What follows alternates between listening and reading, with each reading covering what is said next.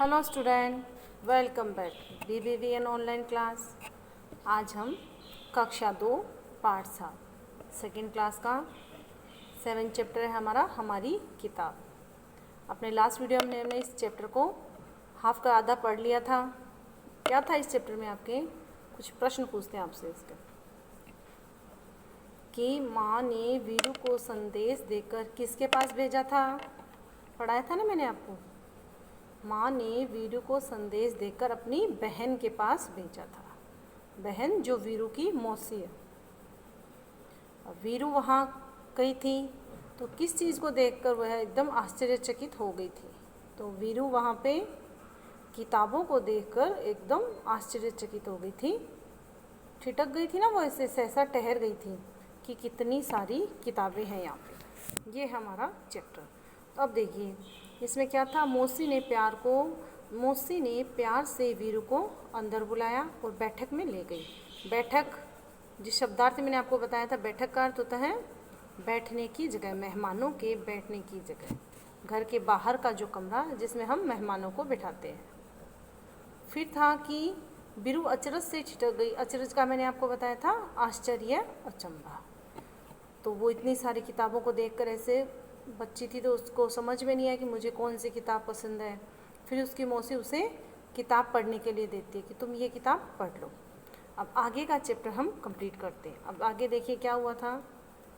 ये देखिए आप, मौसी ने एक तीसरी किताब दिखाई। पहले उसको दिखाई तो उसको समझ में नहीं आया वीरू को कि ये क्या किताब है, इसमें क्या करना है। फिर जब मौसी ने दूसरी किताब दी तो उसने कहा यह मेरे बस्ते में नहीं आएगी, मतलब बैग, स्कूल का थैला है, उसमें वो किताब नहीं आएगी। मौसी ने तीसरी किताब दिखाई और इसके बारे में क्या ख्याल है। मौसी ने जब वीरू को तीसरी किताब दिखाई तो मौसी ने उससे पूछा कि इसके बारे में तुम्हारा क्या ख्याल है, इसके बारे में तुम क्या सोचती हो, तुम्हारी क्या राय है। वीरू ने किताब के पन्ने पलटे और यह फैसला किया। वीरू ने किताब के पन्ने हैं वो आगे पीछे करने शुरू किए और फिर उसने यह फैसला लिया इसमें पढ़ने के लिए बहुत कम है, इतनी छोटी छोटी तस्वीरें, और यह किताब बहुत पतली है।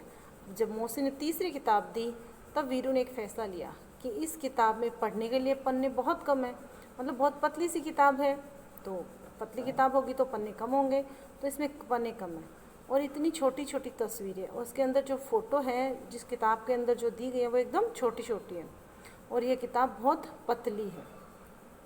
मौसी ने कहा, वीरू मुझे तो लगता है कि तुम्हारे लिए किताब नहीं चुन सकती।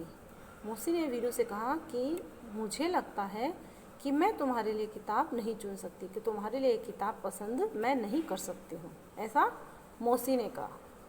अब आगे मौसी ने क्या कहा देखिए आप, ऐसा करना, अगली बार जब तुम आओ तो अपने साथ एक फुट्टा लेती आना। अब मौसी ने कहा कि ऐसा करो, जब तुम अगली बार यहाँ आओ तो अपने साथ एक फुट्टा ले आना। अब फुट्टा क्या होता है? फुट आपके भी बैग में रहती है ना, फुट्टा, जिससे हम किसी चीज़ को नाप लेते हैं कि ये छोटी है कि बड़ी है, साइज में हम नापते हैं सेंटीमीटर, वो वाला।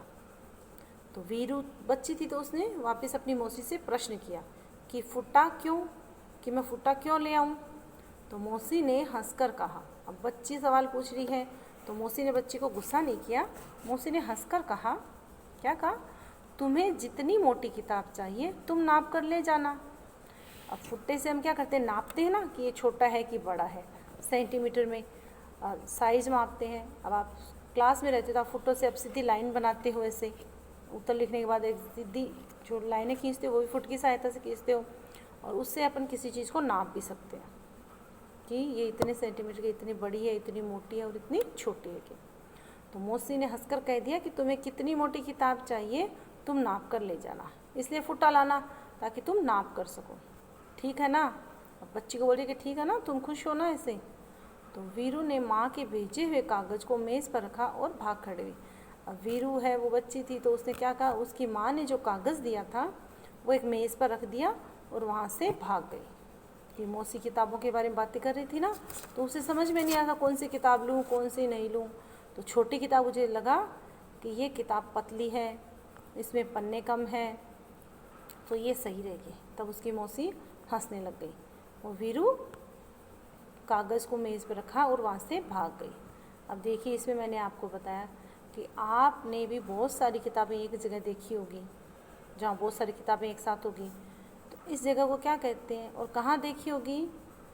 तो जहाँ पर बहुत सारी किताबें एक साथ होती हैं उसे कहते हैं पुस्तकालय।